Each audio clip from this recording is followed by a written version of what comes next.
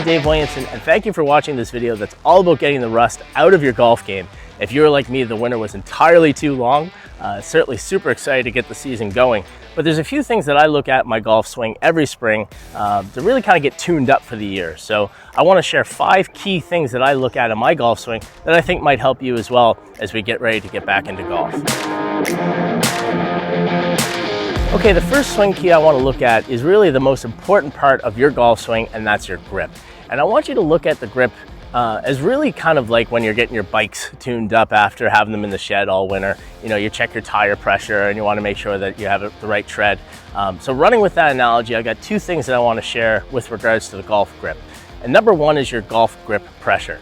We've waited all winter to come out and hit golf balls. The first thing that we want to do, of course, is get up over the ball, and we're getting ready to smash it, right? Like, we really want to see how much extra distance we've picked up, especially with all that off-season training, and you death grip the club. And I think a lot of people that I met last year were really surprised to hear that the best grip pressure on a scale of 1 to 10 is actually around a 2 out of 10. You want to hold on to the golf club as if it was a tube of toothpaste with the top turned off. Right? So you want to be able to imagine that you're swinging that tube and you're not getting any toothpaste to come out, okay? So the same thing applies to the golf grip. When you grip it for this year, I really want you to focus on that golf grip pressure. Make sure that you're holding it nice and light, almost so that somebody could almost take the club out of your hand if they pulled it. Trust me, when you're swinging, the golf club will not go flying out. You'll hold on to it naturally. The next thing I want to look at in the golf grip is actually how you're holding on to it. And I know there's a few different ways that you can hold it, whether that's interlocking, overlapping, or even baseball. And I used to use a baseball grip for quite a long time. It's indifferent how you hold it, except for a couple key things. Number 1, make sure that you're holding the golf club in most of your fingers, right? You don't want to have it back in the palm. You want to have it in your fingers.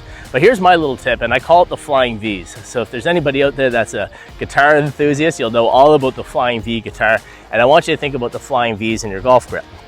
When you hold the golf club, you'll notice that your thumb and your pointer finger, they make this little V in both of your hands, right? So if I'm wearing a golf glove on my left hand, you would notice it as well. What I want you to do is certainly be cognizant of that grip pressure, but the next thing is I want you to see both of those V's between your thumb and your pointer finger pointed over your right shoulder. It's a little different than a lot of people out there that have it one over your right V over your right shoulder and left V over the left shoulder. But coming out of the wintertime, it's really important to make sure that your hands are rotating properly. So you can adjust this, of course, as you start to play a little bit more over the course of the summer. But I want you to have both of those V's with your left hand and with your right hand.